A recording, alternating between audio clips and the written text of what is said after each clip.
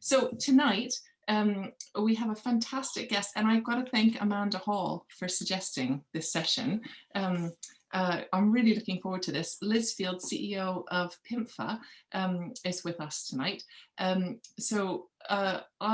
is going to share some thoughts at the beginning, but if you could just start, Liz, introducing yourself, and then as we always do, if there's questions that come up, pop them in the chat, or just raise your hand, and after we do the initial sort of 15 minutes or so, then we'll come around to questions for everybody. Liz, can you just introduce yourselves to everyone, who you are and how did you get here? Okay, thank you, and thank you very much for inviting me. Thank you, Amanda, for putting my name in the frame. I really appreciate that. And when I saw that women in networks had been, or women in platforms had been set up, I was really pleased to see that, because we've been running a Women in Wealth Forum at PIMFA, and it was WMA before then, for most of the 6.5 years that I've been with the organisation. And the networking and the learning and the sharing is a core part of that network. So I'm wholly supportive of that as a concept, but also great to see that there are men here as well. And that was one thing that, you know, in one of our sessions, we've talked about the role of male allies, and it's so important that men are engaged in networks of this nature as well, because they also get then to hear different perspectives. So well done, thank you for that. Really great. So I'm Liz Field. I am Chief Executive of PIMFA, which is the Personal Investment Management Financial Advice Association. So a bit of a mouthful, which is why we say PIMFA, of course. How did I get here? I don't have a clue. I've been in the industry for more than 30 years now, and I think, you know, I was saying to Heather, you know, if I look back on my career, it's always been about change and transformation. I'm passionate about people, culture, leadership, and that is also a theme if I look back at my CV. But it has been predominantly about change and transformation. I did have a spell of running my own business, which was successful, but the one thing I looking with people. So I was, you know, very pleased to go back into which was the role before I was CEO at PIMFA. And COVID then has been a very interesting experience for me. It's been 30 years since I've had a desk job, and I really miss people. And whilst this is great as a means of speaking to people, it's not quite the same. So I, for one, am in favour of a hybrid model moving forward, and I'll talk about that in a minute. So PIMFA, so what is PIMFA? I'm going to assume that you don't know what PIMFA is. It's probably always best to assume a no knowledge basis. But I know a couple of you, and I know that you know what we are. So we are a trade association that sits alongside other names that you will know, such as the Investment Association, UK Finance, which is predominantly banking, and the Association of British Insurers on the insurance side. And we kind of sit in the middle of this kind of Venn diagram of trade associations. What is a trade association? Its purpose is to lobby government, industry, stakeholders, the regulator, big time, to represent the industry and its views, to try and lobby for change or a meaningful policy that will help us do what we need to do as an industry. But it's also, part of its role is to promote the sector more widely beyond the sector itself, to identify good practice and to disseminate that, and to, you know, where we need to lead the way on certain things. And I'll highlight one of those in a minute. It is not a professional body. A professional body is the Personal Finance Society, the Chartered Insurance, the Chartered Institute of Securities and Investments, CISI. They are professional institutes. Their role is to produce qualifications, and to enhance the profession. We do have an overlap, however, in this need to promote the sector, but they own the professionalism badge, which is predominantly through education and qualifications. So as a lobbying organisation, most of what we do actually happens behind the scenes. There'll be loads of things that I just can't tell you.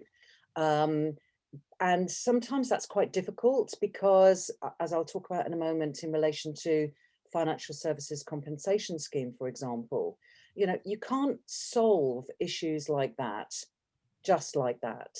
It takes a long time of quiet influence, sometimes noisy influence, but lots of meetings, lots of relationship management, and lots of discussions that are behind the scenes. And sometimes the results of that can take a while to come through. So it's not that trade associations are sat there doing nothing. It's just that sometimes you have, quite often you have, Chatham House conversations with very senior stakeholders where you have to move them inch by inch towards the desired outcome. But as a trade association, we are in with the regulator 3 to 4 times a month, sometimes more, depending on what's going on. The same with the Treasury, other departments like DCMS, because they're very interested in cyber and financial crime. And we, of course, are equally involved in combating both of those things. So, you know, high relationship management, lots of influence without power, corralling views, and then positioning those with the powers that be. We cover private banking, the wealth management bit of private banking, the wealth management bit of retail banks, DFMs, wealth managers, execution only, financial planners and advisors, stockbrokers, and all points in between. The key is that we're the voice of advice, regardless of who gives that, whether that's investment advice from investment managers, or financial advice and planning from advisors and planners, or a tied advisor, and also investment services that is given directly to the client. So all our firms face the clients, whether that is face-to-face or whether that is digital. We also, as it happens, provide the policy resource for the UK Platforms Group, and most of your firms are likely to be members of that. And that's been a relationship we've had for a number of years. So that's what we are. That's what we do. We've got a manifesto, which is basically a to-do list. It could be as long as your arm, and the to-do list basically comes from the members. We refreshed that and crystallized that this last year because the list is as long as your arm. And we focused on 6 priorities. And I'm only going to talk about a couple of them because of the time.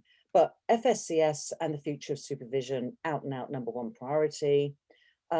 Access to the industry, future of regulation, what's that going to look like post-Brexit, digitalization, and access to the markets for investors.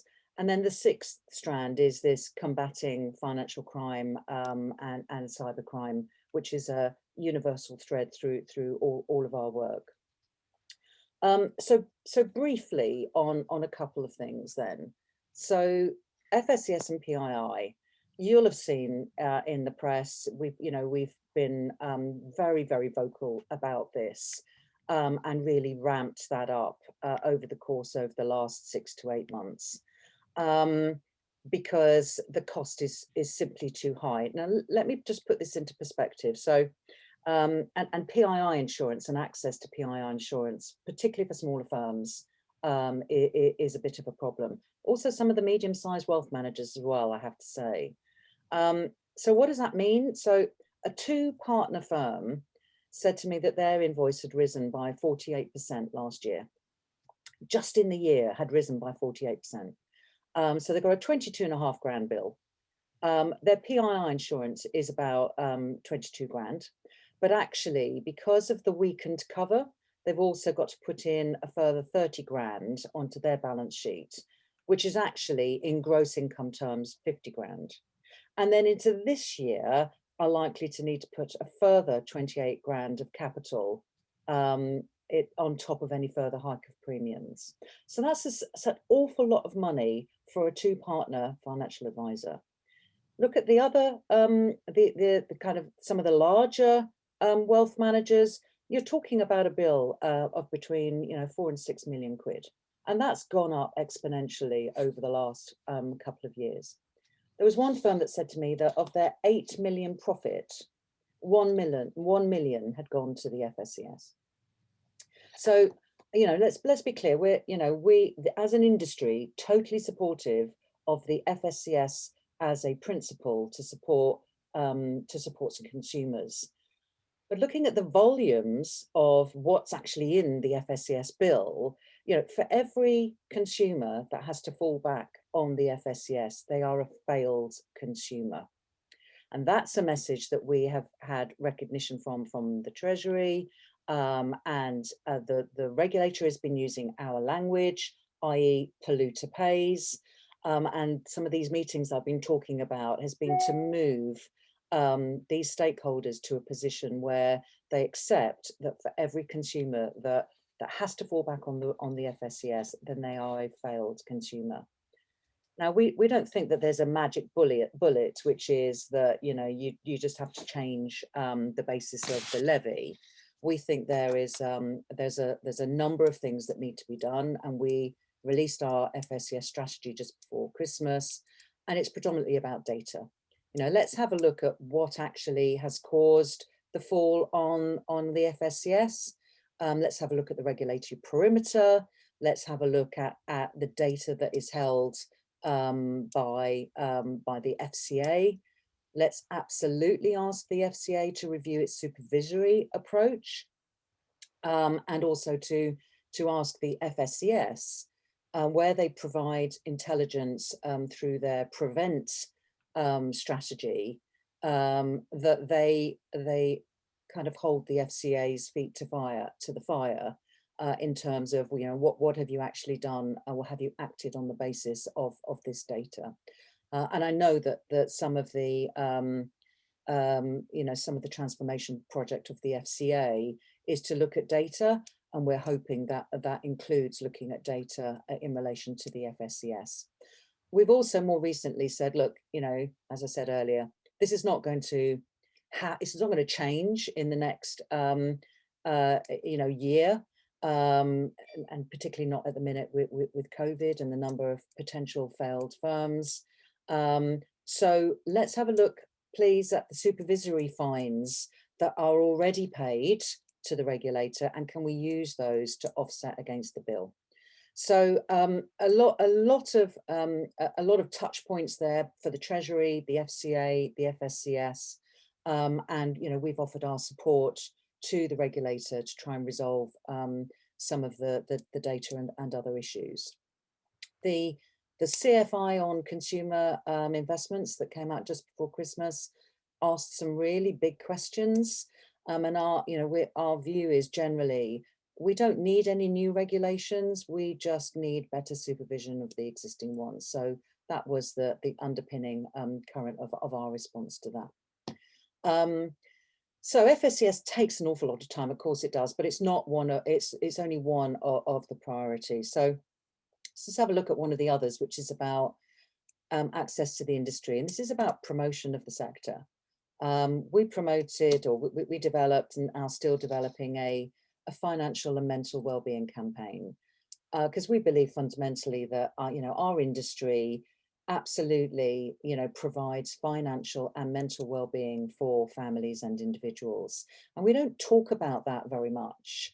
We're not just about pounds, shilling and pence. We're about real people, and we've been gathering data and case studies from members and others. We've linked in with Age UK, Citizens Advice Bureau, the FCA, Money Advice Service, to promote the good that our industry does. And we are a force for good, and that's the kind of the fundamental tenet of our promotional activity when we're out and about talking to the press, particularly outside of our industry. But there's some challenges. So you know, there's this perception, and sorry, Amanda, you have heard this bit, but there is this perception that that you have to be really wealthy in order to use our industry, and you absolutely don't. And there's some fantastic data. I won't give you all the facts and figures, but if you're interested, the International Longevity Centre, alongside Royal London, have done 3 studies now, actually. But the first one was really telling for me, because it showed that actually just those individuals who are just getting by were able to put far more aside, using advice in investments and savings and in pension wealth than actually those that were actually well off. So there was 4 cohorts: those that took advice and those that didn't take advice. Those that took advice absolutely saw this exponential growth, but those that were just getting by saw more.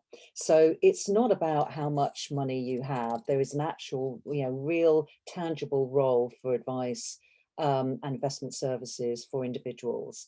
We just need to do a much better job at promoting a culture of savings and investments in this country. So to that end, we have been asking for financial MOTs that are paid for as part of your employer and employee package at age 30, 40 and 50, that gets you, in front of an advisor to talk about your hopes, your dreams, your aspirations, and to kind of nudge you towards taking greater control over your finances, so that we don't sleepwalk into into retirement. I'll talk about one other area which is particularly it is quite important to me, and I've kind of touched on it a little bit in relation to your women women in platforms work. One of the top priorities of the industry is actually to our CEOs have told us is to look at talent and diversity and inclusion within the industry. Our industry is aging, average age 50. Only about 17% of our client roles across financial advice, private banking and wealth management are female. And most Black and minority ethnic advisors actually are in the private banking sector, predominantly because of their international clientele. Yes, there's been lots of attempts to kind of look at diversity and inclusion, and even more so ramping up last year as a result of the Black Lives Matters movements. But it's complicated. There's no, this stuff takes a long time. There's cultural shift that's required, not least in terms of, where do we get people? Where do we recruit them from? How do we train them? How do we develop and promote them, and ultimately to retain them? And actually getting young people to come into our industry in the first place is a huge talent, is a huge challenge, sorry. So we've been doing some work with the brokerage to promote the sector as a career, and we've been we've been getting some great females from across the sector to support us in talking to young people, young girls, and predominantly in this particular instance, because we do have a challenge in terms of female diversity. But the brokerage, 80% of the cohort that go through their program are from a Black and minority ethnic backgrounds. So we started to do some work with them last year, which landed extremely well. And it's just young women talking about what a great job they're doing, and what they're doing, and just trying to promote the sector as not investment banking, not banking even, what is it that we do? So we've been doing that, and we'll also then be rolling that out to the non-Russell Group universities. So we start to look at social mobility. And we also launched an authentic leadership program for women in November, which has landed phenomenally well. We've got our second cohort, the second program starts on the 25th of March. So, if you're interested, then let me know. So we've got some great quotes from some of the women that are going through the program at the minute, and it's landed exceptionally well. Diversity and inclusion is important in our industries. CEOs have absolutely got that. And you may have seen that one of the things we did last year was to support LGBT greats in their allyship program. And I had 9 other CEOs work with me and commit to being an ally as part of the Pride program last year. So the more we start talking about what a great industry this is, that it is open, it is trying to be inclusive, it is making progress, the more we'll resonate with younger people who totally take it for granted that we should be diverse and we should be inclusive. So I'm going to stop there, because there's plenty of other things I could talk about. I could talk about, the impact of COVID on culture. What do I think about hybrid working models coming back? And I'm very much in favour of that. What's the future of regulation? ESG, tick, our role in providing that, but I won't, because I will well and truly get into trouble with Heather. So I'm going to stop there. Yeah, any questions? I see we've got 11 for that. I haven't got my chat open. So yeah, well, how do you want to play it? That was really great, Liz. Thank you. I'll let you catch your breath, because there's been loads of questions that have come through. Which is really great, and lots of people cheering the references to data, both using data and analytics as a way to solve the problem on FSCS, but also the power of some of the data that you shared. So so just to mention a couple of those comments, there was a request if it's possible to get a copy of that research you mentioned. It. You didn't use the term just about managing, but jam stuck on my head because of our former Prime Minister, but the research on the outcomes from them. So what I can do is I'll share the link after this, if that's possible, to get that research from you. Just to kick off, if I could, with a question from me, and then there's a few questions in the chat. One of the you mentioned better supervision, not new rules, and I'd be really interested to know, how do you see that? What do you see as, how would you define or describe better supervision? So my firms, and so there's a broad church of them. My firms would say that they try and do their best. They comply with the rules. They and some will gold plate the regulation, and yet it seems to be that even if they make a small mistake, and they'll immediately tell the FCA about it, that they're totally and utterly always under scrutiny. And if we're the good guys, then but sorry, take a step back. But we don't have a direct relationship with the regulator, because we're predominantly small to medium-sized businesses, and there's only a handful, maybe one handful, of the larger firms that do have a direct relationship with the regulator. If that is the case, and this is how we operate as a business, why is it then that the bad actors don't get found out early enough to stop things like the FSCS levy?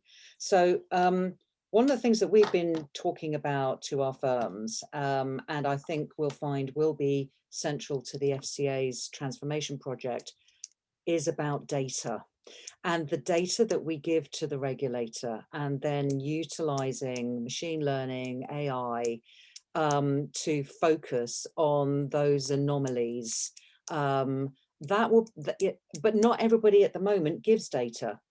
Not all firms are required to give data, and we had a meaningful conversation, I think, with our smaller advice firms.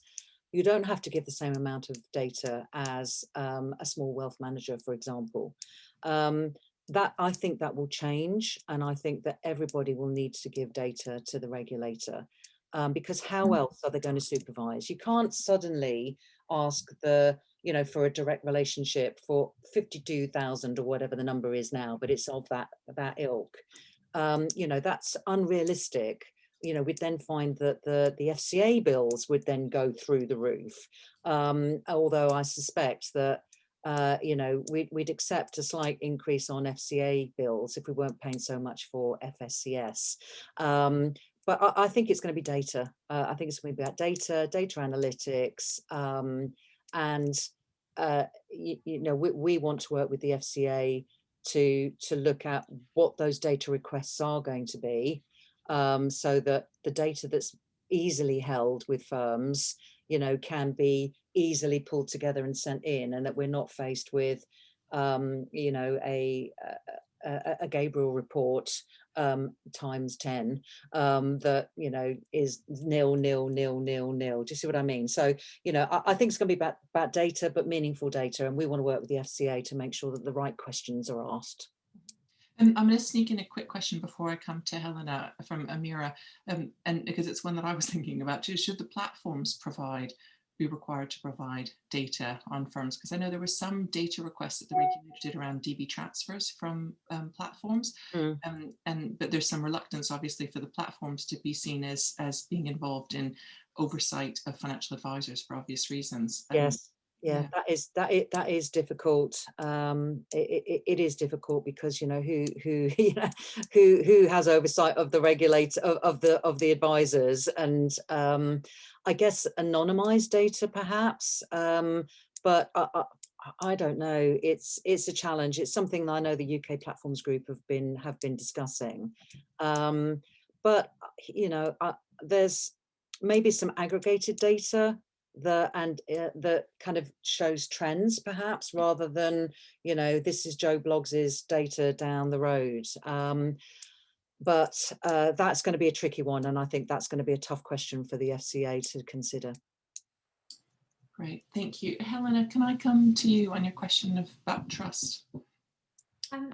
Yeah, I was really interested in what you said about the value of advice. I think people that work in the industry do, because we see it's more tangible and easy for us to sort of think, yeah, okay, we can see the value we add, but it still seems to be a disconnect in what we do and the trust for what we do in the in the industry. And I just wonder collectively, what do you think we can do to improve on that? Because you see a lot of things. I remember sitting with a client and them talking about the guy on the jet ski on the pension scam ad. Yes. And you're working against that all the time, because most firms are small businesses. We don't have a national brand or reputation or something attached to what we do. So when you have that against it, what can we do as an industry to almost promote the trust and value that good advice actually brings? I think that's quite important. You're right. No, you're absolutely right, and that is a fundamental part of our role to do that. But we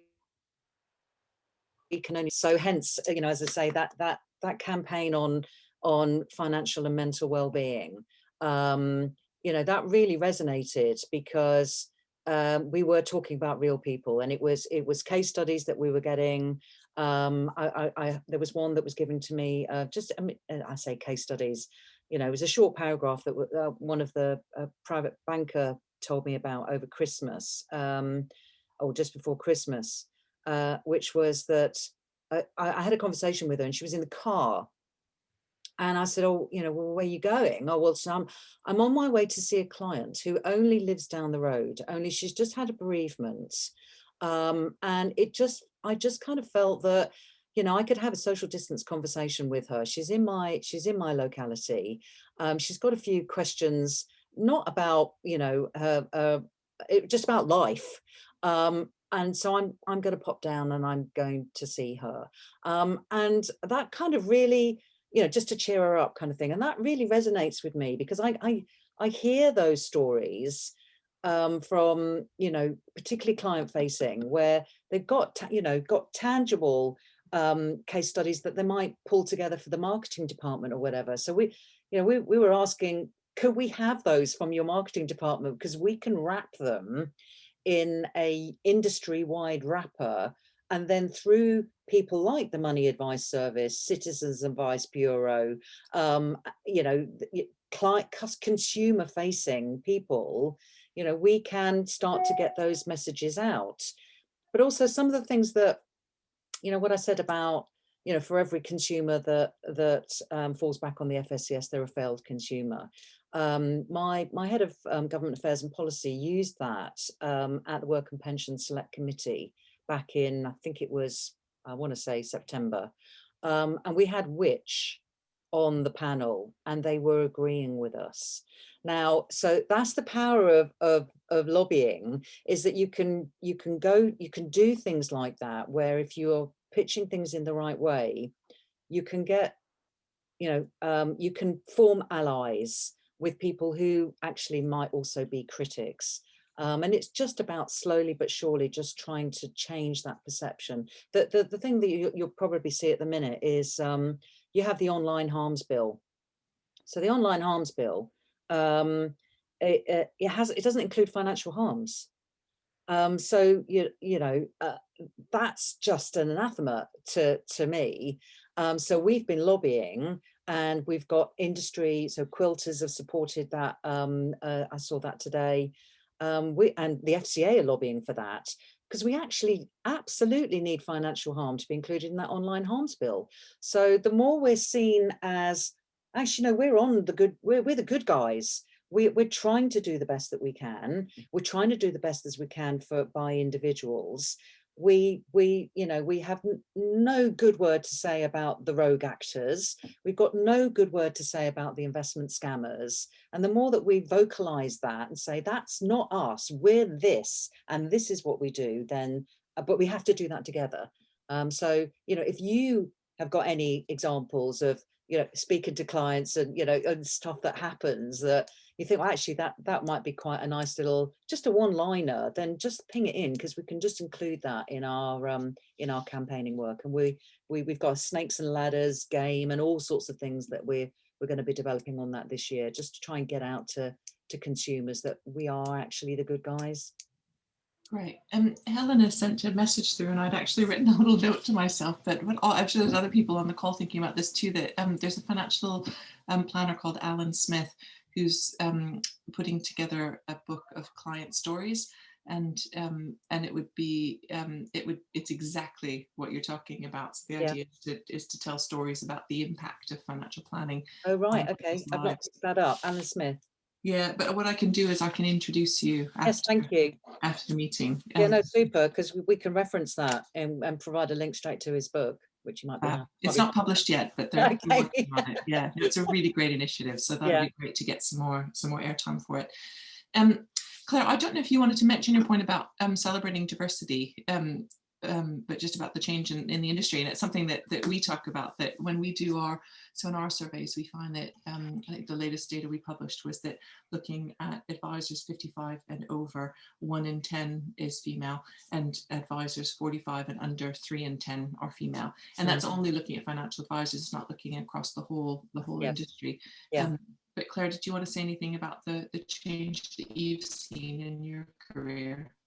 Yeah, I guess just I think sometimes we can sort of chastise ourselves a lot about the bad position we're in, but I feel like the dial has moved incredibly in the sort of decade I've been in the industry.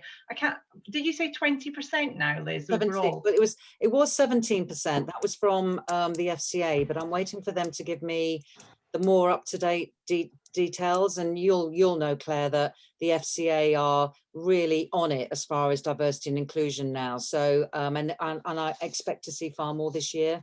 But yeah, it's definitely it's a positive virtuous circle, that the more we talk about it, and the more that we shouldn't take our eye off the ball about championing where we are, but encouraging it. But yeah, I've always been very struck that financial advice should be quite a female orientated profession. You know, a lot of the kind of softer side of things, the sort of more lifestyle life planning side of it, that's becoming to the fore now.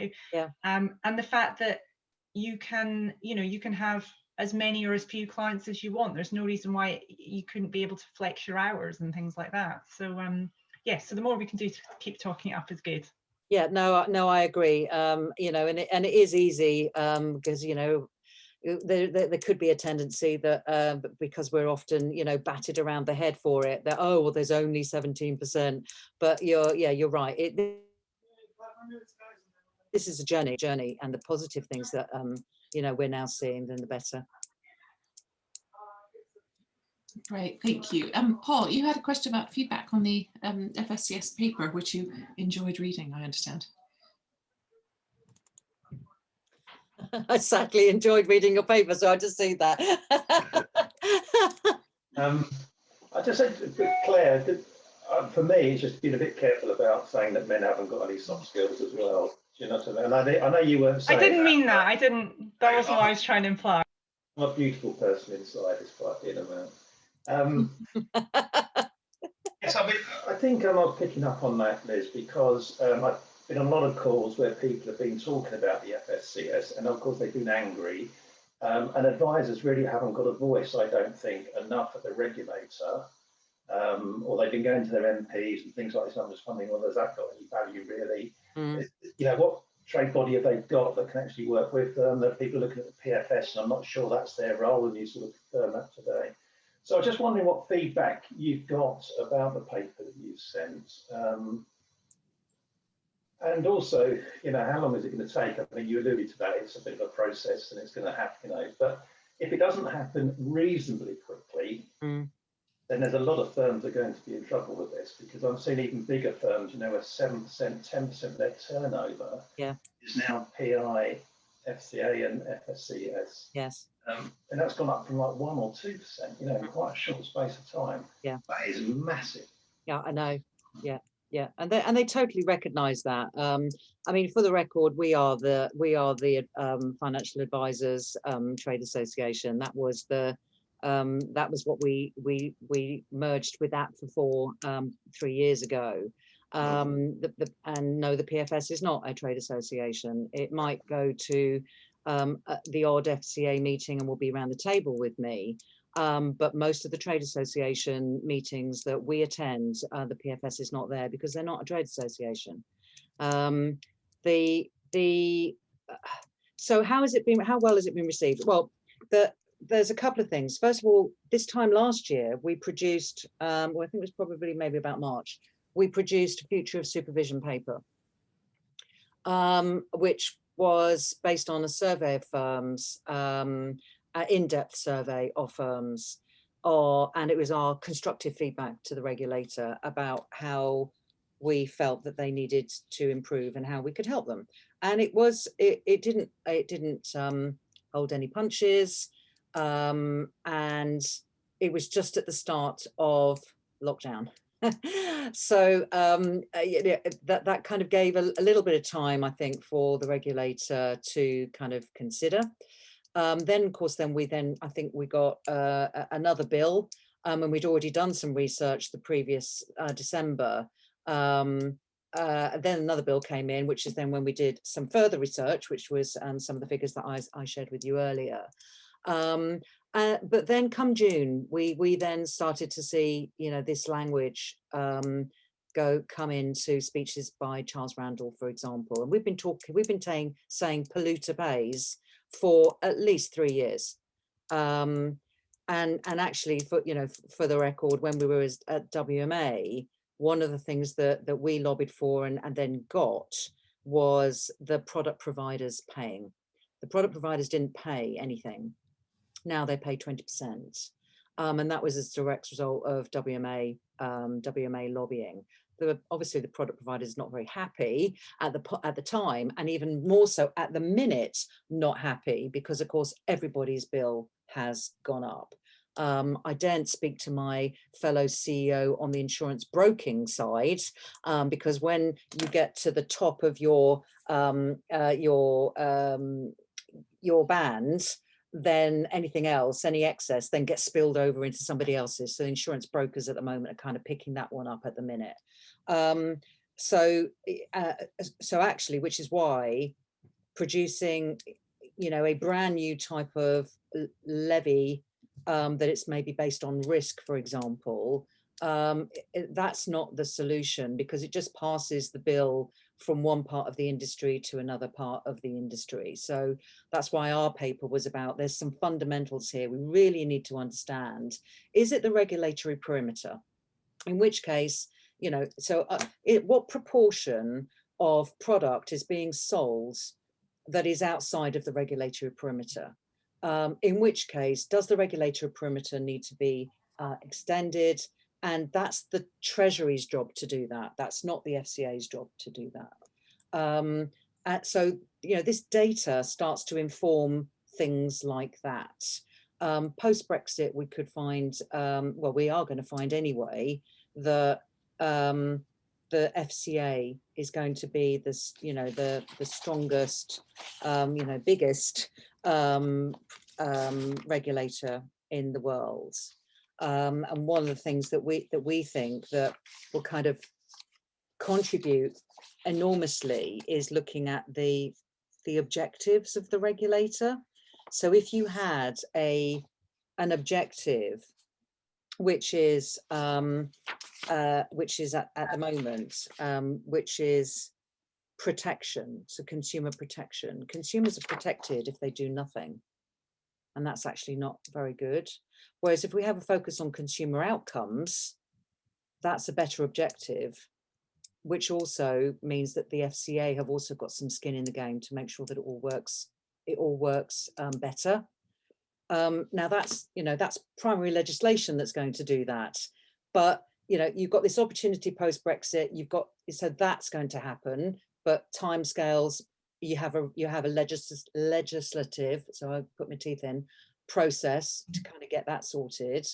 And then you've got this suggestion of perhaps, you know, we might actually revise the levy so that it's a risk-based levy. The suggestion that was put forward that was that product providers need to pay more. That was dismissed by the regulator, because, as I say, you're just passing the bill from one part of the industry to another. It's actually the size of the cake that's the problem, and that's the point of our paper. Let's look at the size of the cake. The thing I think that might help is what we've been saying about the supervisory fines. So, you know, people are being fined in our sector. You know, part of that money goes to charitable, goes to charity for charitable purposes, you know, by the Treasury. And so obviously we're not saying that shouldn't happen, but the rest of the money we think should go to the FSCS to sort out, you know, what is just you know, a bomb that has already started to go off and exponentially will go off further during the course of COVID. We can't have our industry decimated because of what we were just saying about the force for goods, and you know, and people need advice. They may not know they need advice, but they do need advice, and that's our sector that does that. So I say this immediate solution, we think, gives us some time to enable, you know, to enable some of this data and some of this analysis to be, you know, to be done, and to really see where the problems are, and see what solutions we can put around those. But again, that's not just the FCA that will make that decision. That will also be the Treasury. So as I said, we're in ongoing conversations with the Treasury, with all sorts of departments actually, and with the FCA, kind of pushing those ideas. And our virtual fest in March, we've got John Glenn coming to speak. I doubt he'll say anything at that point about it, but you know, behind the scenes, we're having conversations with his department about that.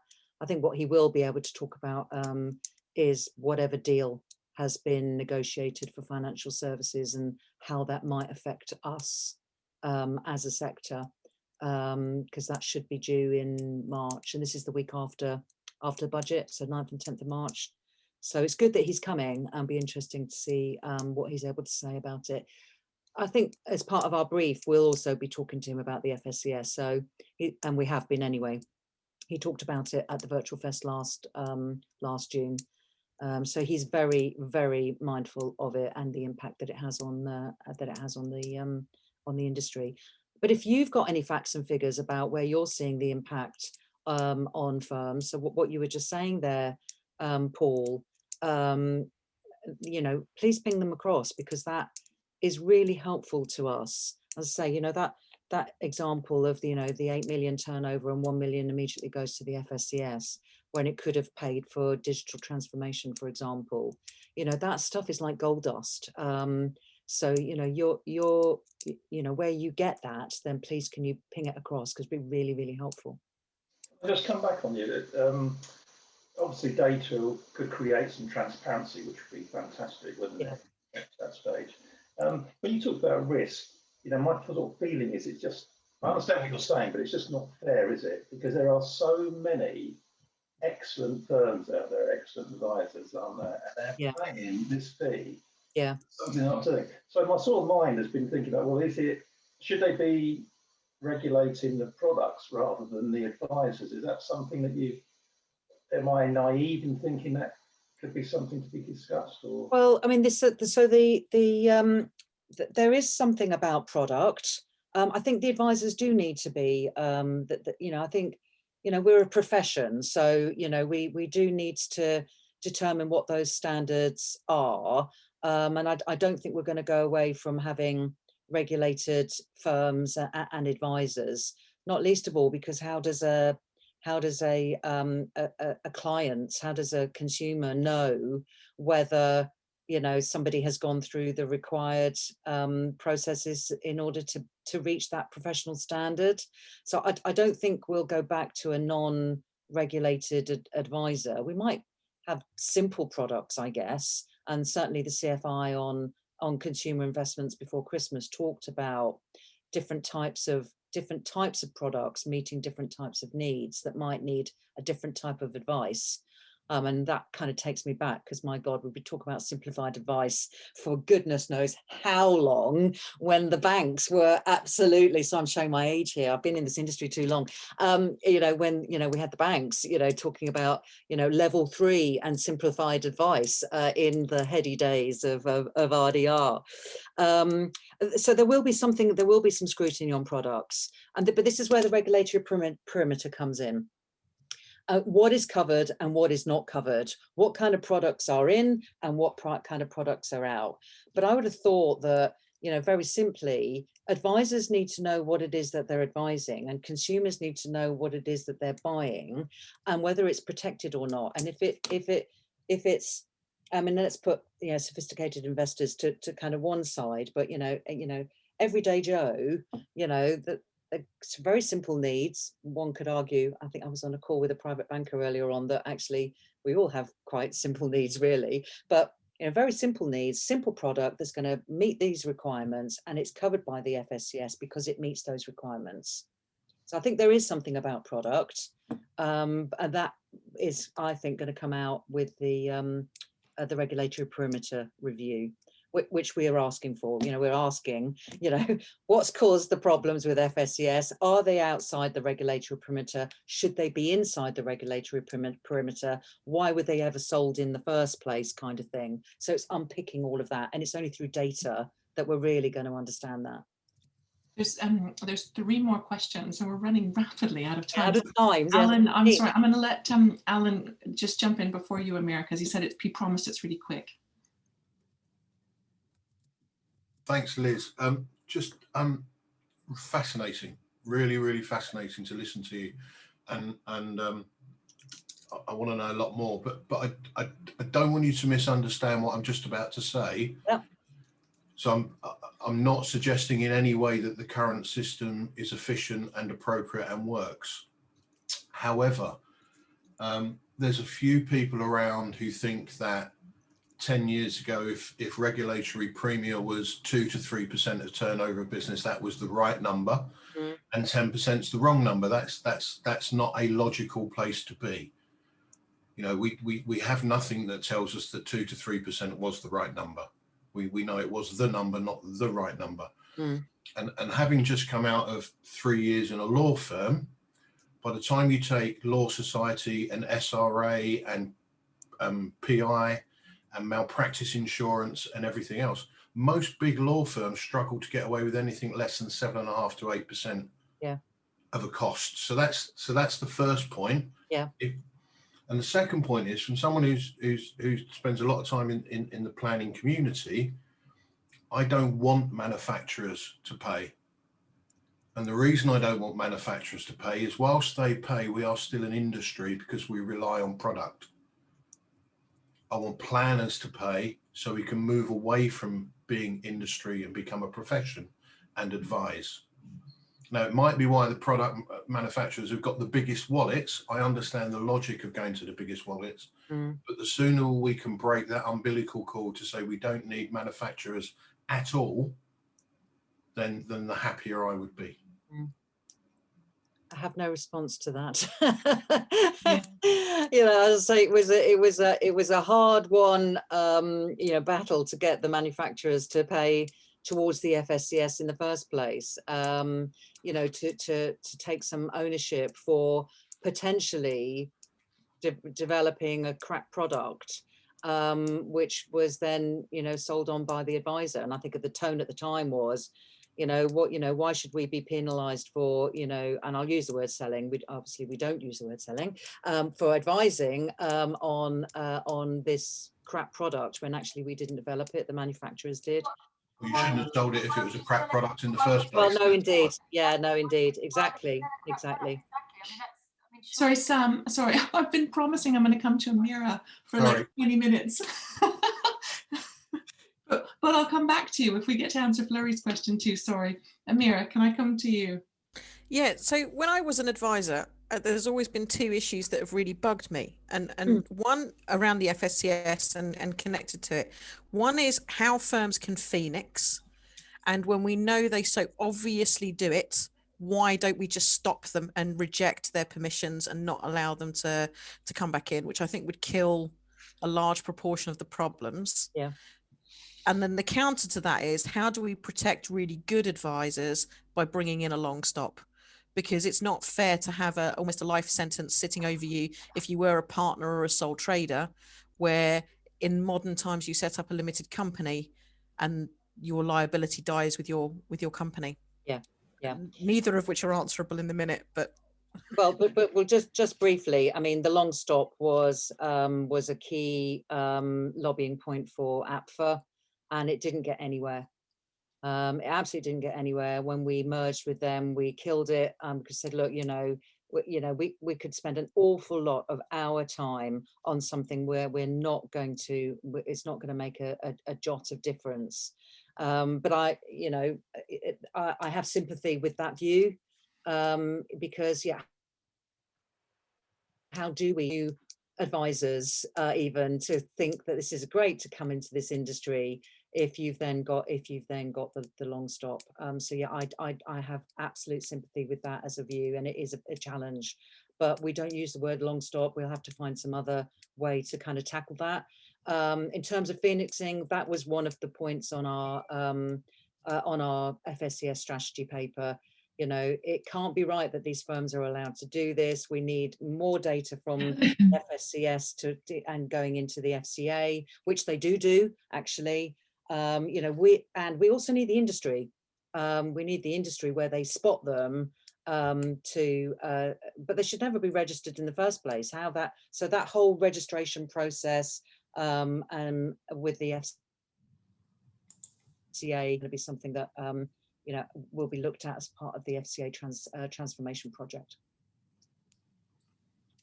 Amazing, thank you. There's been a few other questions and loads of comments, which is great. And I'm sorry, Fleury, I didn't have a chance to come to you, but you'll have to get your question early next time. We learn from experience, I guess. Me too, as a moderator.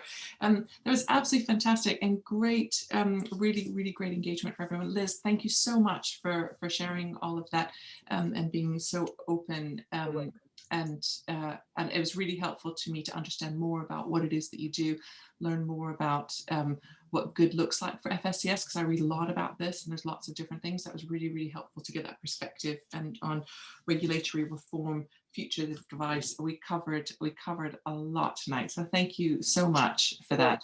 You're welcome. if you've got, I mean, if you've got any questions that you wanted to ask that we didn't have any time to, then, you know, if you want to pull them together and send them back, then I'm, you know, happy to respond to those. And then, yes, the research that you were after and that you referenced, yeah, let me know which bit it was, what it was, and I'll send you the link. That's fine. Amazing, great, thank you so much. Sam Seaton, if I can pass to you for the last word. Well, just to say, Liz, it was, I mean, obviously, as you can see from the chat, I mean, fascinating, because it's dear. What you're talking about is dear to so many of our hearts. I think is what you've struck a chord with tonight. So thank you very much for that. But next month we've got Paul, who I'm not sure. Oh, yeah, there you are, Paul in the middle. He's going to be doing a session, and Paul and I are working out exactly what we'll be bringing to the party on the 27th, isn't it, Paul? We've got a catch up just to go through it. So I'm sure. Well, let's hope we can live up to as good a kickoff as you've done tonight, Liz. Because yeah, it was brilliant. But I'm sure it'll be fun. Thank you.